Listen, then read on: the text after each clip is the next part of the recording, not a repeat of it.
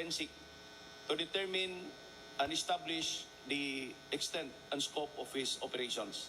We will try to get in touch with those whom he had communicated tungkol dito sa modus na ito. We are calling on the public to come forward and file complaints against these people.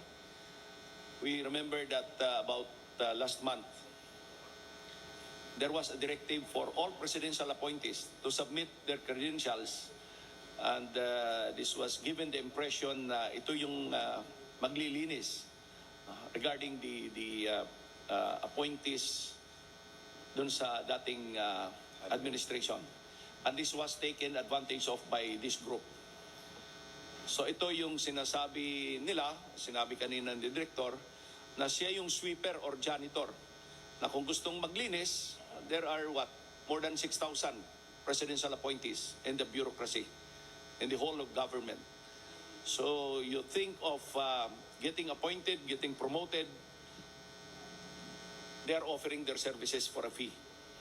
Doon sa sinabi ni Director na Customs is not accepting for himself. Ang sinasabi niya ay para yun din sa office